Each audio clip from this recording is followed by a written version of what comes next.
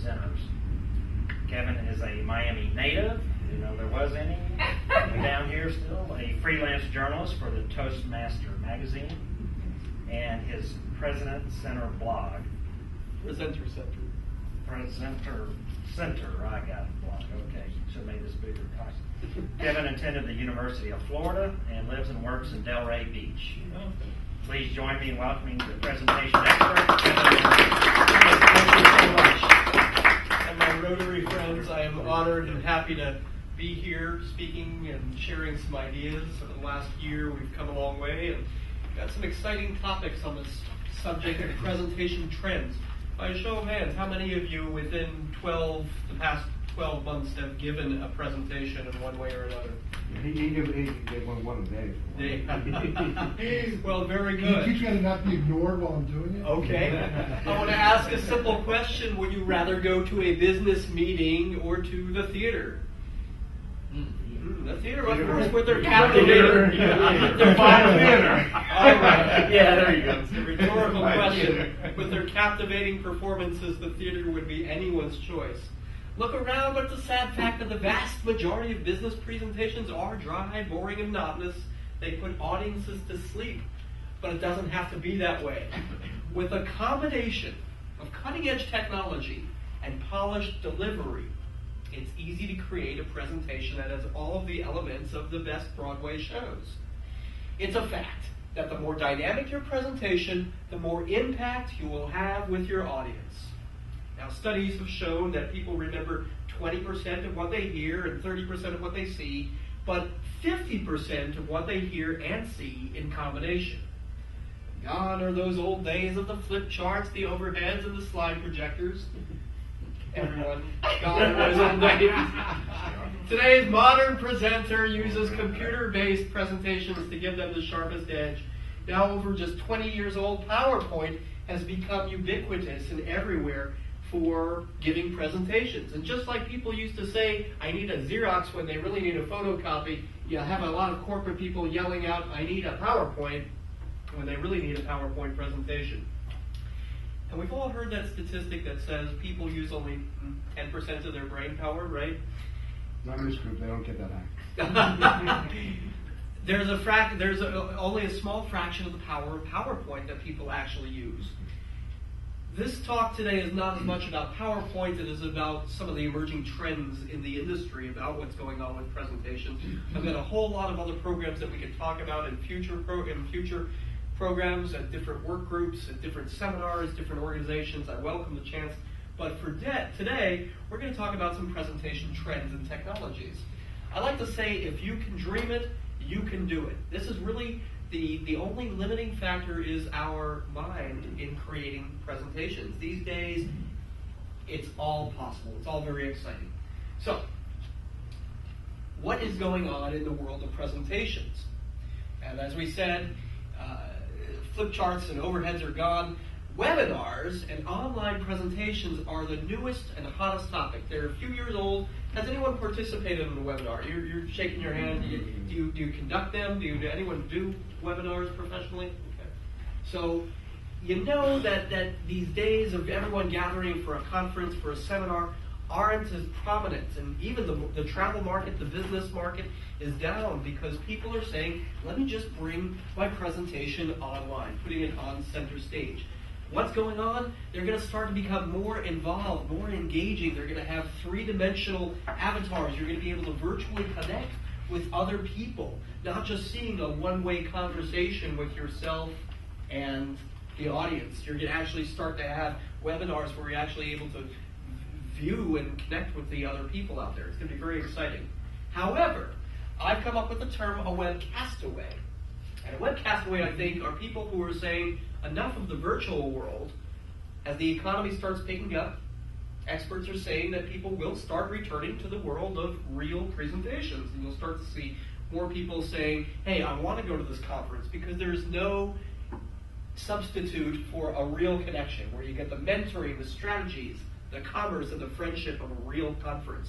I've heard a lot of people have cut back on their budgets, and they're also starting to see the results of cutting back on their budgets for travel. And they're saying, we really want the real conferences that we were doing. Another trend that we're starting to see It's called the 16:9 aspect ratio. And that is a widescreen presentation. And I thought we were going to have a widescreen projector, and I had to modify my presentation here for a 4:3.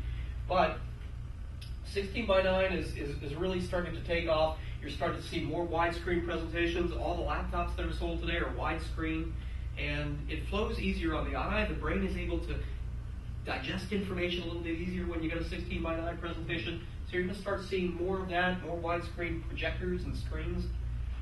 People are starting to present on their smartphones. No need to say, hey, look at this online, look at it right here on my little smartphone. And these, by the way, are also 16:9, the widescreen aspect ratio. Another hot tool, anyone have an iPad? iPad, okay, a few people. I think the iPad is the perfect presentation product. Just over a year old, Apple's little iPad has transformed the way the world presents. It can help you close more sales, win new clients. It is a presentation tool in your hands. And so this is just, if you've got something to say or share, this is a really wonderful tool to show it. And it also presents an information that you are on the cutting edge of technology. At the same time, people are using cloudware. Cloudware is software that is not even on your laptop. Remember the days where we all have to trade files by disk? Let me burn the CD for you. Let me give the presentation to you on a disk. Basically, what cloudware is saying, I don't have to give you the file. You can just go on the website and see it. Let me upload it to GoDaddy's file site, or maybe I'll just upload the presentation as a video. You can go to Google Docs and download it. So it's no longer the need to transfer files via email. It's all just virtually out there. Another couple of tools, SlideRocket and Prezi. These are two new presentation technologies that are out there. And SlideRocket, when I spoke with the top executive there, I said, this is working with PowerPoint. He said, no, this is meant to crush PowerPoint. The idea here is that it's basically a substitute for PowerPoint. You can create presentations with amazing quality and effects just on a website simply called Prezi.com. And SlideRocket also. Social media, everyone, is the big hot topic. You no longer need to just say, go, here's my PowerPoint. You can upload your PowerPoint, share it on Facebook, on LinkedIn, on Twitter. SlideShare is a whole system like YouTube for uploading your presentation, so people can see your content and your comments out there, and the whole world is your stage now to present, just through social media. One thing, as kids, as people, we are all captivated by movement. You're going to start seeing a lot more presentations that have animation, that have a lot more exciting effects, because we don't need to be limited by a static slide anymore. The technology on computers has evolved. We're able to have animation. At the same time, we don't want to go overboard with presentation animation. Videos, you're going to start to see more video intros. Even if it's not meant to be a part of the presentation, you're going to start seeing conference rooms where you start showing up and you're going to have motion backgrounds. Motion will be part of a video of a presentation background. And this was just showing up on screen as people were assembling for a training session with Diffuse Spine. Gone are the old days of clip art.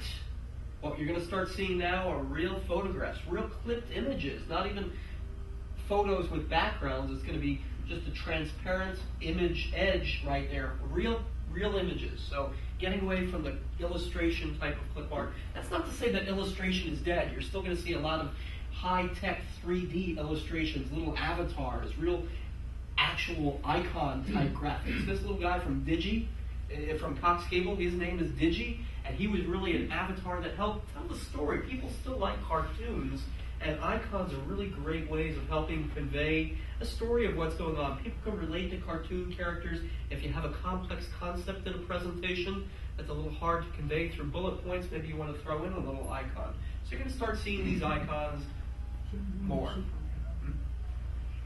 At the same time, people love reality, and with the prevalence of phones and cameras, everyone is taking photos of their stuff. We don't need to tell as many stories as much as we can show what's going on. And one real example, I was on a flight to San Francisco a year ago, and I sat next to this little baby boy who was just 6 weeks old. And it was just so amazing that this little kid was right here, and I took a photo with the mom and I where we were just chatting, and it's just amazing to think how far we've come in just 20 years, and how far we will be when this little one is. Well, you're 20 standing years on the old. wing or what? What? You're standing on the wing? You got the window in the picture. No. No, that's how's that? Yeah, that- the you right know, edge- that- the right edge looks like the it- window. It totally does. That's so funny. That is. Yeah, that's what I was like. William Shatner and his gremlins from Twilight Zone. It's a background. It's Standing on the wing. Exactly. That is too weird. You can see Oh, the there we go. photographic background. Okay. That's beautiful. Yeah.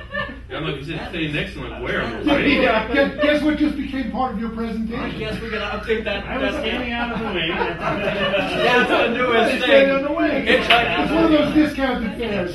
Yeah. That is too cool. Yeah, somebody to check for that. Never really thought about it quite that way. That's beautiful. You're supposed to take credit for the All right. creativity. Moving on from the wingman photo. Darker days.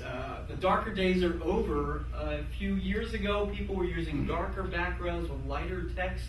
It gave a feeling of conservatism, of quality.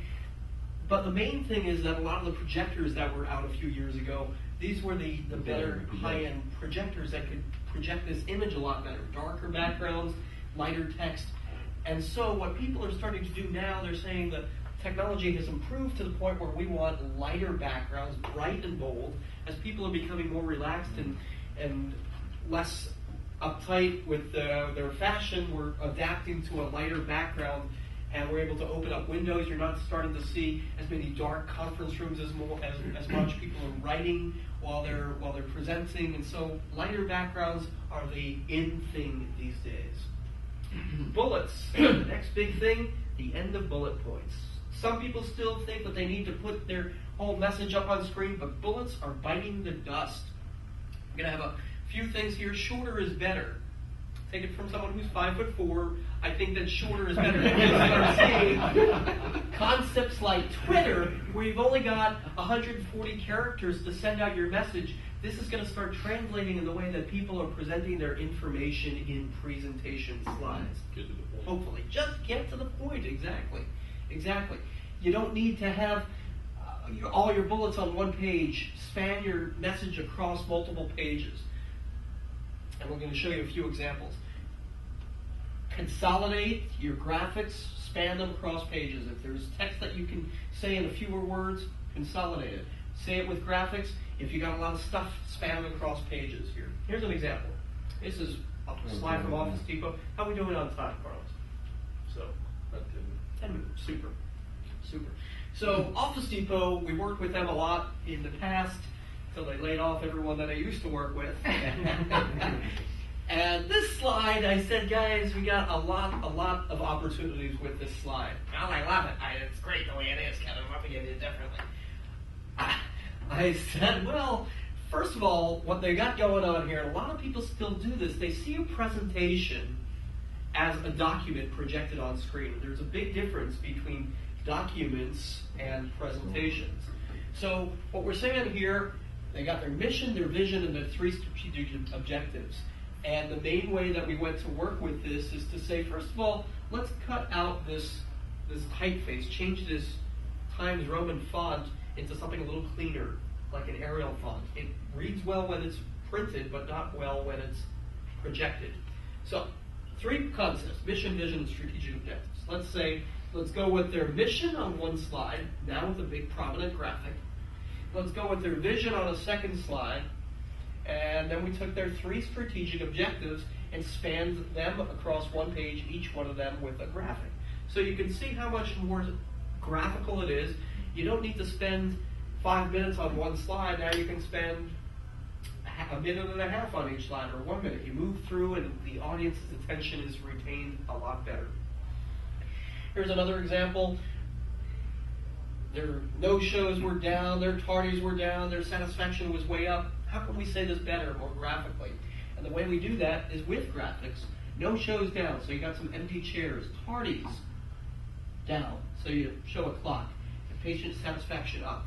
people remember concepts with images. And you're starting to see a lot more graphics in presentations, or it's at least something that we're striving to do more. Willie Jolly, a great motivational speaker. Willie is on this slide no less than 4 times. 1, 2, 3, and I thought there was another subtle one up there. So we said, Willie, you're good, but you don't need to be there this many. Actually, here's what's going on. You got 7 different topics going on. You got Willie 1, 2, and 3, Gladys's quote, Bill Rathel's quote, this top quote here, and this one down there. 7 items on one slide. That's a lot for the brain to take in. So we said, let's clean this up. And the way we do this is a simple title slide for Willie, with Willie Jolly down at the bottom. It's a very colorful background because Willie's a colorful guy. And then we said, well, here's what Gladys Knight had to say, and here's what Bill Rathel had to say. And what is still, I think, in people's minds is a level of conservatism that we're going to run out of money, we're going to run out of space in our slide carousel, so we don't really want to have that many slides. But really, it's a whole unlimited number of slides that you can have in a presentation. And as bandwidth increases, we don't even need to be concerned as much about the amount of space that it's taking. So, isn't that neat? Here's one of our latest slides. And this is fun because you're going to see an evolution of how some concepts can really help everybody to improve their presentations. We've all seen slides like this, right? Just a lot of text on screen. How employers are overcharged. And what we did for this workers' comp company is basically just say, let's go with a lighter background, and now we're going to take these concepts and put them into what's called smart art. So the employer is overcharged on premium audit. The experience modification factor is incorrect or is mismanaged. The employee injuries are not managed. And what's going on here is better, but it's still not great because there's still, in my opinion, a lot of text. And I think the key thing as presenters, as speakers, that we all should be working for is minimalism. Is you, we're all the speakers. So how do we say this with fewer words? And so what's going on here, what I noticed is how employers are overcharged, and it says employers are overcharged on premium audit. You're saying almost the same thing. So what I did here is to say, let's find this a little bit better, and basically just saying premium audit, experience modification factor, and mismanaged employee injuries. Here's the previous slide. You see what it's saying? So it's just a little consolidation of the text. Dave. There were presentations I did that were somewhat complex, and sometimes I felt that I had to use the slides as my own crib sheets.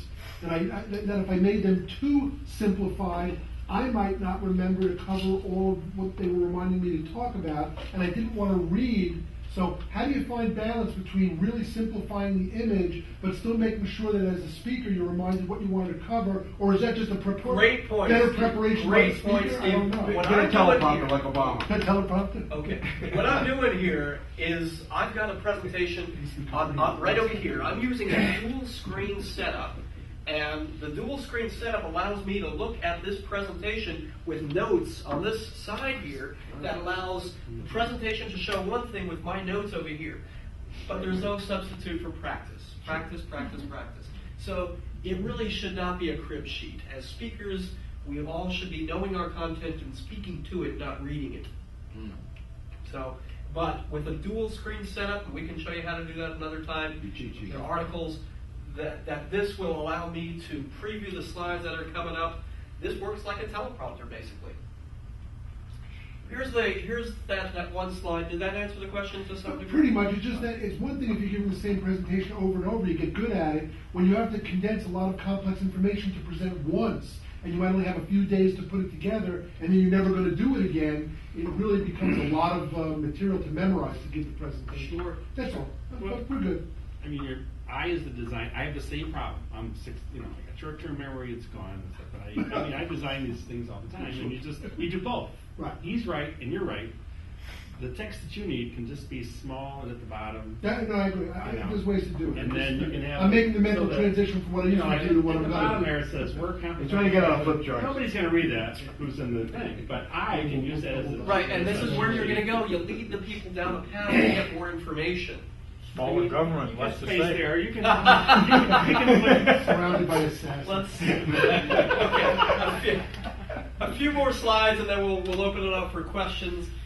This one slide, look back what we're saying here, how the employers are overcharged, and this may be adequate for some folks, but what I'm saying here, I think the three images are competing. I think they're good, but at the same time I said, hey, let's go with one general concept of how the employers are overcharged.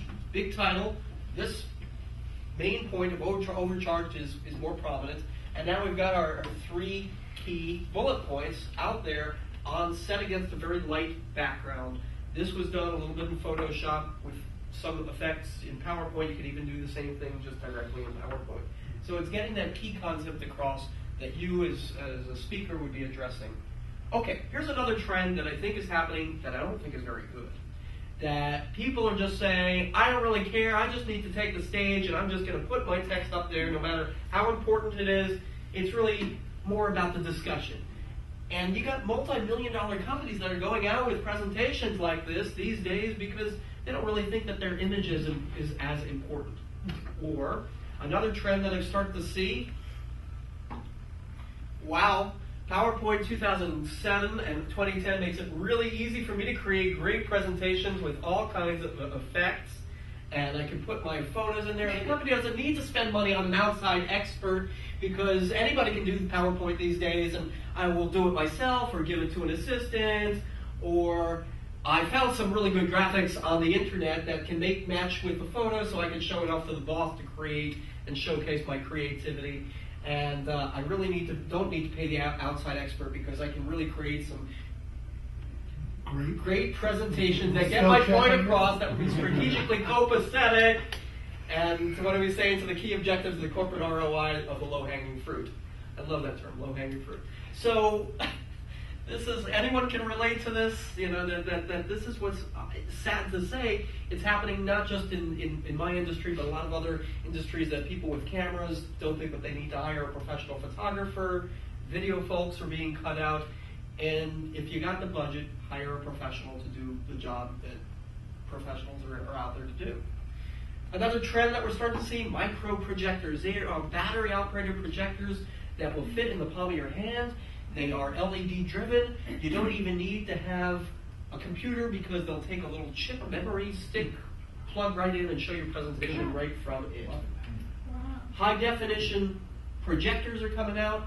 Flat screen plasma TVs are already there. That again, you don't even need a computer to plug in.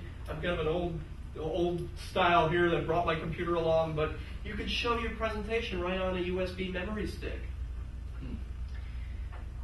And one great presentation trend that's still out there is that people are still afraid to present. Almost more so now because people are hiding behind their computers and say, here's what's going on.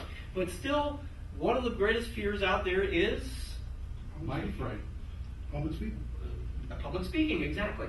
Thankfully, there are groups out there that can help, like Toastmasters. I'm a second-generation Toastmaster.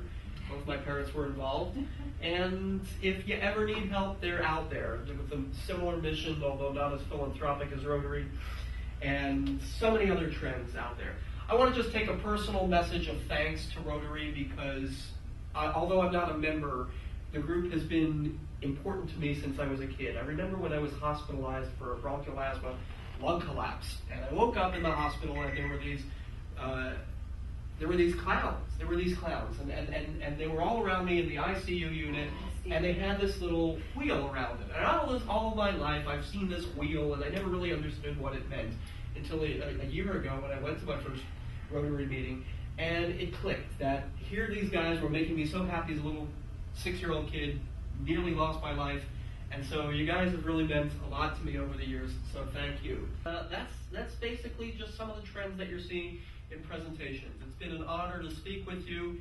I welcome the chance to chat with you a little bit offline or over dinner and speak about some opportunities. Times are a little challenging right now. I welcome the chance, if you know anyone who could use a presentation or some help, even in marketing, I welcome the chance to chat with you. Thanks for having me, and I look forward to talking again.